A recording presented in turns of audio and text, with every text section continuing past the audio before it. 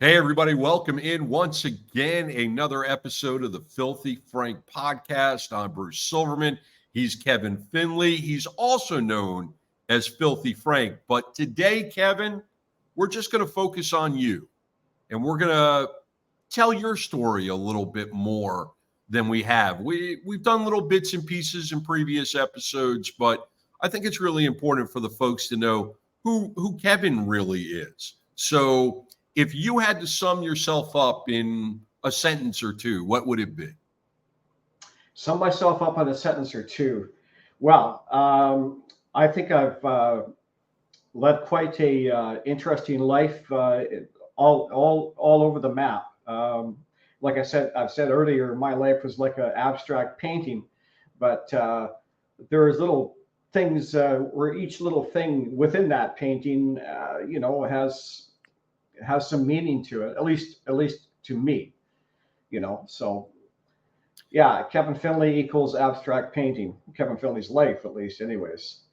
Well, I think I've described you as a Renaissance man with all of the different lives you've led and the different interests that you have, the painting, the music, the book, your career, your life.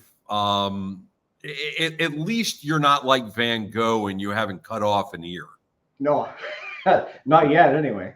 Well, good. I'm glad that you're planning ahead. That's Yeah. that's an outstanding place to be. Yeah.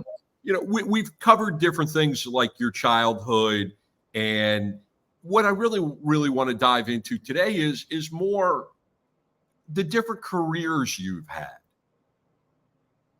because you've had quite a few. Yeah, I have. Yeah, I have. Well, I think before I went to college, there was about a period of probably about 5 years. Well, maybe 3 or 4 years where I did, I was just a teenager, so I odd jobs here and there, traveled around a bit in the country and did odd jobs here and there. Really nothing worth mentioning. I think my first job was when I was 14 years old. I was the French fry boy at McDonald's, the local McDonald's. And well, hey, look, the fries are the best part of McDonald's anyway. So. Oh, totally, yeah, indeed, they are for sure. And matter of fact, if the book thing doesn't work out, you can always just tell everybody what's the secret sauce in making fries at McDonald's. Yeah. Or maybe somebody will give me a job as a McDonald's. I can walk in there with my walker and, hey, how the fuck are you? I'm here. I think there's a little bit of an issue with a guy by the name of Filthy Frank working in a food establishment. I think I would have to keep that one secret. I'm thinking for sure. I got you. But you've worked for private companies. You've worked for the government. Let's get into a little bit about that, because I think all of these different experiences really go to your writing, your music, and your art. Yeah, well, I was in the logging industry for about 15 to 20 years, up until about 2019, actually. And although I had started painting before that, and during that period of time, I started doing paintings, the old style brush and paint on canvas, and I did some pretty good ones actually that were purchased. A lot of the people in the logging industry really liked the fact that they had a fellow logger who was, beyond a loggerhead, and actually had some creative abilities and could do something like that. So I did sell quite a few, paintings that were sort of in the logging industry, logging trucks and stuff like that. And so I did that for quite a while. And now I'm I'm working right now. This is my last job, my last stop on the treadmill. I work for a contractor who supports the Department of National Defense, Canadian Department of National Defense, at a helicopter base, Cyclone helicopter base. So I'm doing now I'm doing with using digital 3D digital art software. I'm creating all kinds of things, those Cyclone helicopters and the Halifax frigate ships in action with their crews and so on. So I've got a lot of technical, a lot of people that I work with who are being on those ships in rough storms and some of them even in battle. So I'm getting some good advice on how to, to make my the images as authentic as possible. So I'm doing that's my current project, and so that's really what I enjoy doing with the artwork. It's sort of like I guess I'm sort of influenced by my surroundings, and I guess that sort of is quite a common denominator. I'm influenced, perhaps too easily influenced by my environments, and that goes beyond the artwork too, and the music and so on. So that's been a big part of it. And then when I get home, I want to escape the treadmill. I want to get that whole fucking 9 to 5 thing out of my head. So I come down to my studio and I work on my artwork, or I produce some music, or more importantly, I work on my stories. I've got a couple of new ones on the go, and so that's what I'm up to in that regard. So let's talk about influences. You mentioned that some of the things that you do maybe influence you more than others. We've already talked a little bit about the work. Let's talk about music. You've been a musician, you've toured, you've played gigs. Mm-hmm. What bands, what genres of music have really influenced your life and your art? Okay. Well, I'll start with the now, and I'll work my way back. Now, you asked me quite a while ago, actually, when I think during our first interviews, that was my favorite band, and I was at a loss of words because this is fairly new to me. But my favorite band is the Buena Vista Social Club. I'm totally into Latin genres, and there's quite a few of them: Cuban jazz, flamenco, you name it. I mean, the list goes on and on. But it's feel good music. It's happy music. It's Absolutely lively. I love it. I can't get enough of it. I mean, that's what I listen to now. So that's what I produce now. Chill Out Lounge. It has Latin influences primarily. At the moment, I'm working on a project that is more of a just a light sort of feel to it. It's got a good rhythm, and it has some Latin influence as well. All Latin influences for the most part. And that's what I do. It's all instrumental because I can't sing worth a shit. I tried. Good at backup harmonies, but as a lead singer, I suck big time. So now it's the Latin stuff, and I'm also working on some Celtic fusion, which is sort of a hybrid mixture of Celtic instruments mixed with Native American music, like big drums and flutes and woodwinds like that. And it's interesting that you say the woodwinds, because as you were talking about some of the salsa and some of the Cuban connection, I was thinking horns. Thinking what? Sorry? I was thinking the horn section. I was thinking saxes and all of that. I wasn't even thinking the woodwind. So it's really interesting that you're mixing all of that together.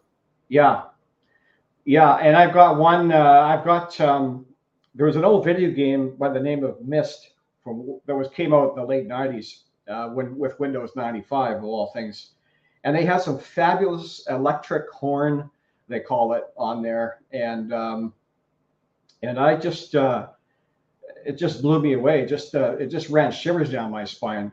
So what I did eventually, I incorporated that sort of same type of instrumentation into my current music.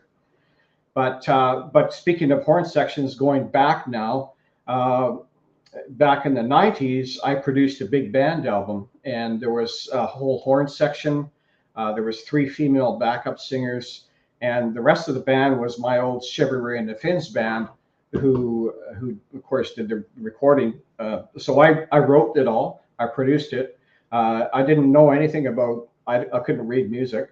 I used to when I was a kid, but I did it all by ear, and it took about a year or so on and off in a really good recording studio, in a local recording studio, and it was a big band album, and there was about 6 tracks on it, and that was my first solo sort of production job recording session that I did.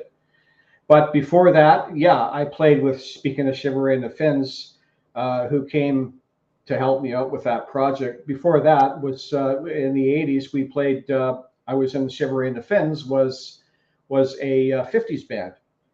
And the 50s stuff was good. It was lighthearted, and people loved it. We sold lots of beer in the pubs, and we even had people who, lawyers and doctors and sort of the upper echelon of society, I guess, apparently, showed up at dives that we played.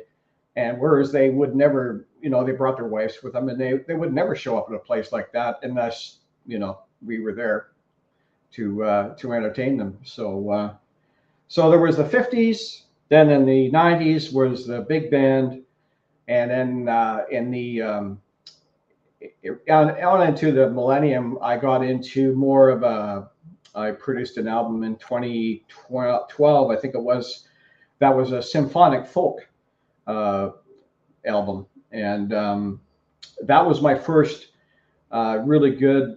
It turned out really good, and it was my first good production. I did it all myself using virtual instruments. I use virtual instruments for all my music productions now. Dave Grohl, Prince, Kevin Finley, all producing all their own stuff. Yeah, that's right.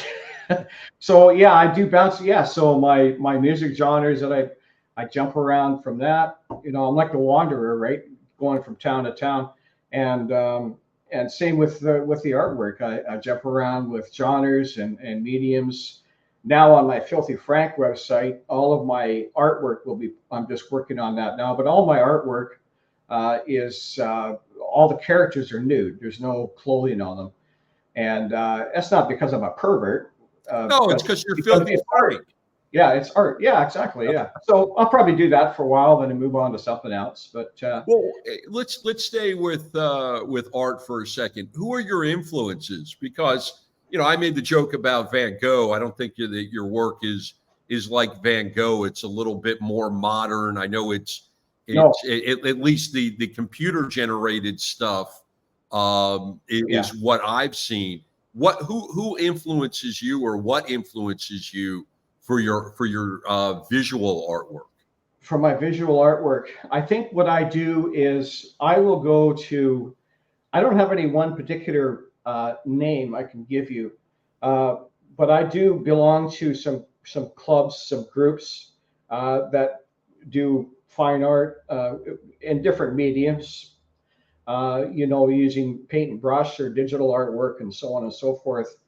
And I'll go through that, and if I feel something touches me emotionally, I'll go with it. I'll start thinking about, why does that make me feel like I do? You get those little shivers down your spine or some vibrations about it.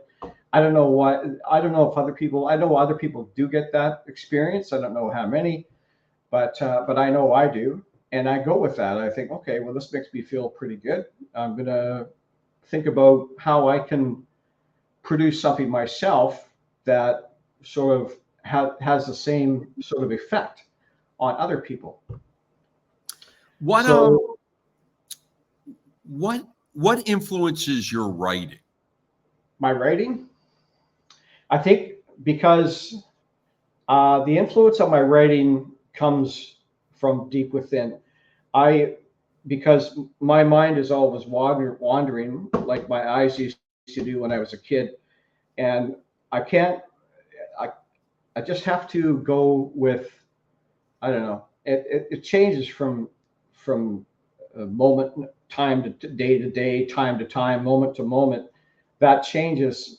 And I think it's because I see something I like, I go with it. And then when I'm done with it, then I see something else and I'll go with that.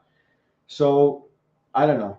There's really no way to put my finger on it, but it all comes back down to what I feel in my heart. And if I feel like I'll be producing music, going back to music just for a sec, I'll be working on music, and I'll sometimes I've even had shed a tear or two because I'm affected. It's weird, but I'm affected by something. Okay, I put a number of instruments together to create a global effect on a certain phrase, and wow, that makes me feel really good. It's really drawing emotions out of me. So all that comes in from within, and I project that out onto a canvas or onto a digital hard drive on my music software. And when uh, writing, I just can't. Every day I come up with ideas about a story, you know, and then some of them stick to me, and I'll think about it, and uh, and I'll just go with it and create something out of it. Sometimes it goes nowhere fast, and sometimes it's worth holding on to, like Jesse McKenzie, for example. That was one of those things that her character that I created, just kind of stuck. I just went with it. It just built it as I went, and you get the basics of a character down, and then you start writing the story by the seat of your pants, in my case, and and as you write, you get more idiosyncrasies or character flaws or things like that come out as you write, that comes into your brain, and you go with it, and then you go back and rewrite the character or edit the character, and that's what I do. Suddenly one day she's an alcoholic, but the next day she's a drug addict, and okay, get rid of the alcoholic, and because it fits the story better. Did you set out to put Jesse in a crime drama, or did it just evolve that way?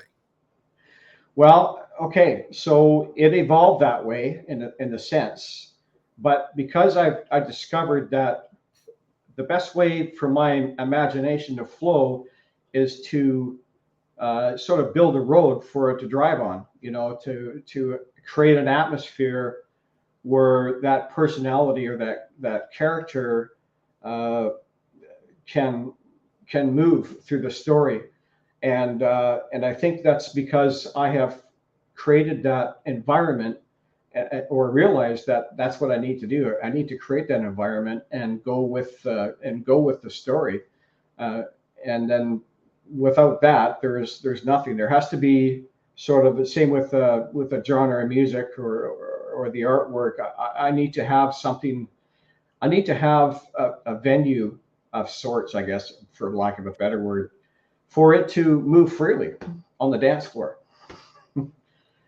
It's amazing how your mind in your characters uh, works in the three ways that the book takes you.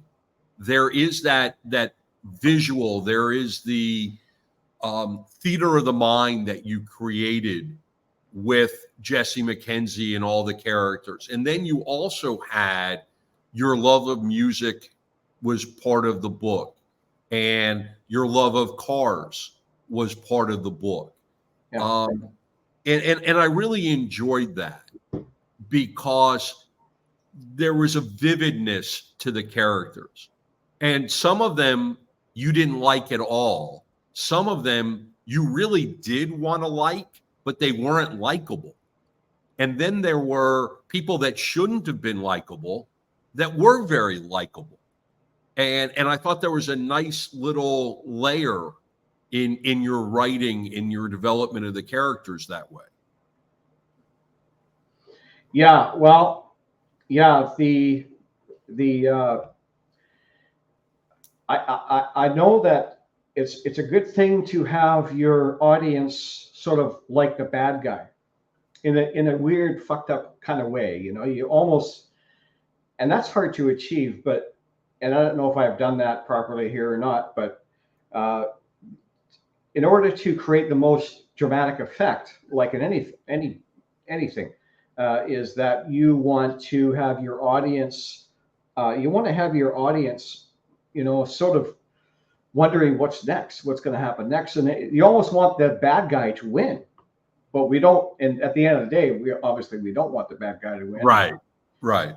And, that doesn't happen, right? So, but yeah, it's quite the experiment, and that's probably what I'm doing a lot. I'm doing a lot of experimenting, and sometimes I'm smart enough to realize that this isn't going to work, or even more importantly, yeah, this works. And I think that is the paramount thing to know, is that when you've done something right, if you've got something, you got the football and you're going to run with it because it's the right ball, and it's on your team. So I think that's really, I think what I strive to do is be constantly consciously aware of something that you've thought of in any, whether it's art, music, or literature, that this is really fucking good. I'm going to go with this, right? And that's a hard thing to know. That's a very important thing to get it right. What other influences do you think you've had in your life that you brought into the book? Not necessarily art, maybe a life experience, a family member, a friend, an experience that either you took directly and put into the book, or you were at least playing on the shadows and bringing it in. Yeah, well, that could go fairly deep, I guess. The story, Jesse McKenzie versus life experiences. I can't really nail down any one particular life experience that sort of created the need for this particular story. It was probably a whole number of things, because in the story there's humor, there's some very vulgar language, and there's some very serious violence. Jesse is assaulted in unmentionable ways by Constable Murphy. He's a really bad guy. But even the big shot villain behind it all, he was actually a likable guy, Chevy Ray himself. He was the organized crime boss, and he was actually a likable character, I think. Well, and that's why when I was asking you, in talking about those, Chevy was one of those characters that you could picture in your mind of what he might look like. And he wasn't the type of guy that you wanted to have a beer with, No. But you didn't 100% fear him, even though you should have 100% feared him. Yeah, that's right. Yeah. So I think that my experiences in life, probably all of them, all of the elements in the story, all the little dog legs of subplots there were, and there wasn't a lot of subplots in this story, but I think there's a little bit of Kevin Finley in that story, except for the very extremely violent Constable Murphy. I've never experienced any of those things. The language that's used in the book, that's my daily dialogue. Not, because that has not been showcased here in this podcast. There's been no 4-letter words. There's been no reason for the 7-second delay, and there's been no reason to bleep anything out. As if. Mm-hmm. Well, yeah, and then so when I brought Filthy Frank back into the world, back to life after 15 years or 20 of exile, I sort of let. I don't think it's even an alter ego. I don't have a split personality. I think I am Filthy Frank and I am Kevin Finley all at the same time. But I mean, the thing is that the humor that came out of that book, and I have no idea why I made this sort of the book it is it's got it's a crime sort of story, and there's a lot of violence in it, and but there's a lot of dialogue too. And I don't know if I would have criticized myself a bit for having perhaps too much dialogue in that book. More should have had more action, but that's just a matter of personal choice, I think. But I drew upon my memories of my conversations with my close friends back in the day when Filthy Frank was on the loose back in the 80s and 90s and late 70s as well. And I sort of drew on that for the languages that I used, the dialogue that I used. I have no idea where all the some of the other things came up with the bank robbery. The bank robbery that pulled off. I certainly haven't robbed any banks, although I'd like to. But I don't know. Maybe you should leave that part out, just in case the Royal Mounted Police are tuning in. Yeah, they could be. If you could get any actress to play Jessie McKenzie in a movie version of Jessie McKenzie, lesbian with a gun, who would you want to pick? Cate Blanchett. I could see it. Yeah, I love Cate Blanchett. With or without the accent? It's hard to say, but I think we could probably. Kate's a pretty good actress. So yeah. So anyways, yeah. So the accent, the Scottish accent, that sort of was a second thought because I don't know. It just the Scottish accent just added a bit of a texture to it. That's all. But it wouldn't necessarily. Who would play her brothers? Oh, Lewis. Yeah. Well, the Lewis would be. It's too bad. Jim Belushi has passed away. No, Jim's still around. John's the one that passed. John. Yeah. Okay. Right. Sorry about that. Yeah. So hey, Jim, glad you're still alive. Yeah. I don't know if he's even acting anymore. I haven't seen him around for a while. I think he is a farmer now. Oh, really? And don't quote me, but it might be cannabis. Well, that's good. At least it's for a good cause anyway. I mean, they should make everything out of cannabis instead of cutting down the trees and, ruining the forests. Good. But yeah, so yeah, that would be my first choice, of course, which is impossible. But I can't think of anybody off the top of my head, and I thought about that. I just couldn't come up with something. But definitely Cate Blanchett for the female role. And for the Lewis was sort of a short, stout Danny DeVito, but he's too short and too old. He might be a little too old too. Yeah, like if you're putting Cate Blanchett in the starring role, Danny DeVito is her little brother.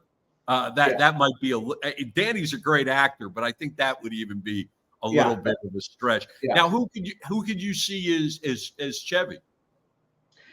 Chevy would have to be. Chevy has he's got a Humpty Dumpty like body, tall, thick eyebrows, sloping inward chin, waddles like a duck when he walks.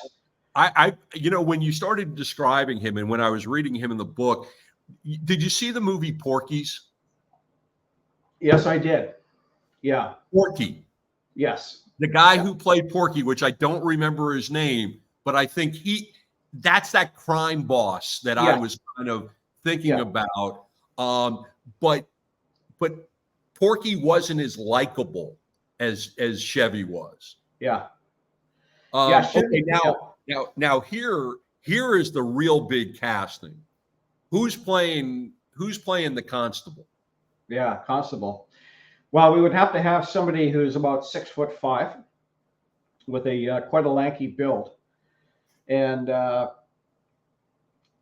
would be of course important. A deep voice, uh, and the character, of course, has a very religious, huge narcissist, sociopath. Um, I'm thinking James Cromwell. James Cromwell, yeah. Okay, yeah, yeah, He just, he could play that guy with the attitude.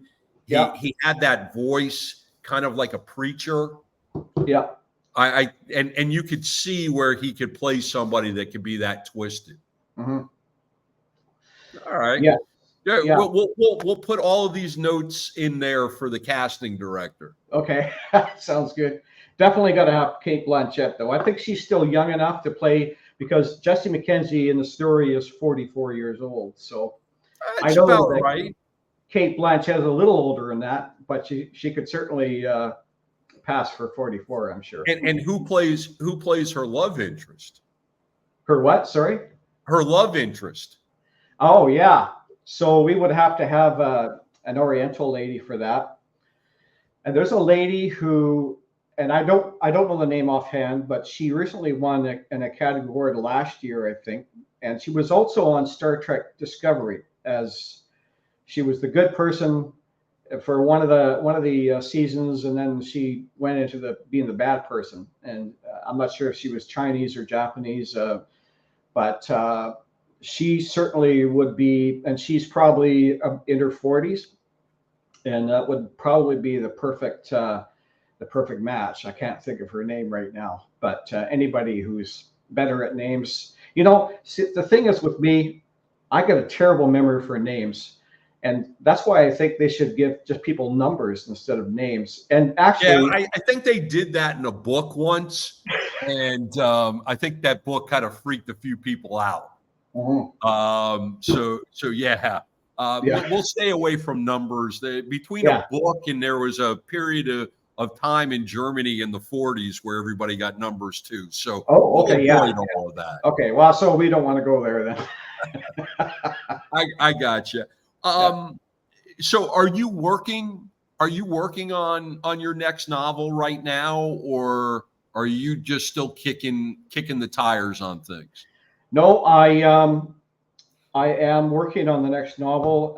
I've got, well, the first one that the coming of age of a young teenager growing up in a rough neighborhood. That's where the Jesse McKenzie character came out of as a subplot. But I've shelved that one for the moment. Uh, but I'm working on another one where I think that Jesse, as we talked about, actually you inspired this, would come back to life, and she's actually in a plane crash, goes into a coma, and she'll when she wakes up from that coma, she will be heterosexual, and she'll fall in love with the only other single survivor, which happens to be a male.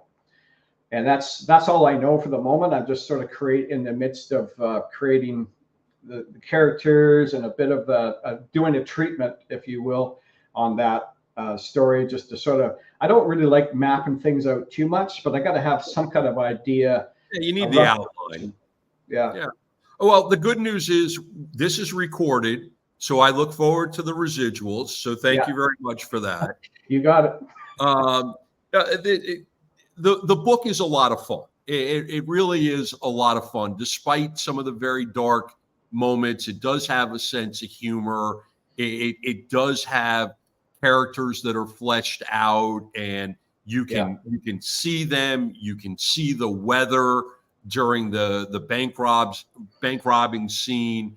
And I enjoyed it. And it's an easy read, and it's one of those reads where, and I told you I read the book in 3 nights, and I set out just to read 50 pages a night, and I did that on the first night, did that on the second night.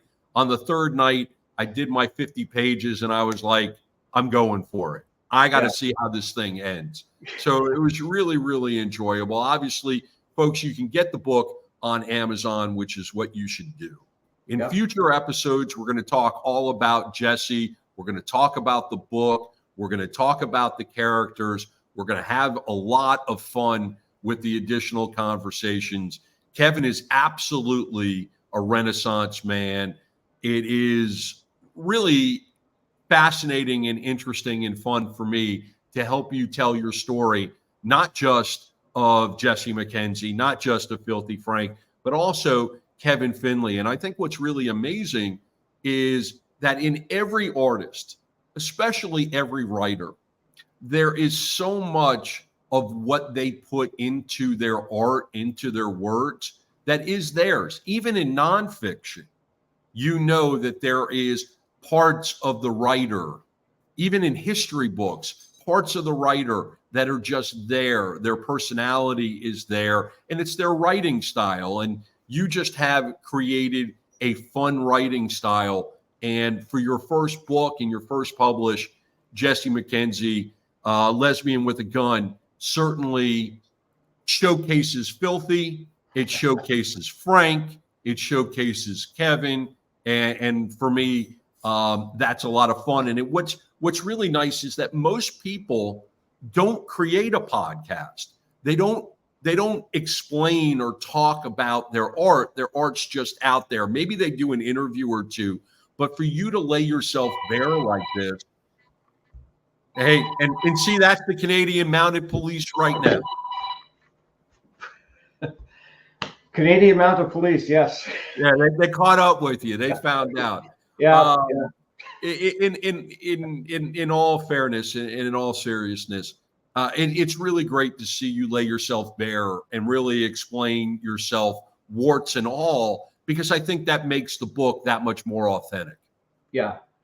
Well, one thing I've learned too from my mentors who I paid for by the month a few years ago is that, you manifest things, and eventually, not like magic or anything, but things do happen if you manifest it and you believe in yourself.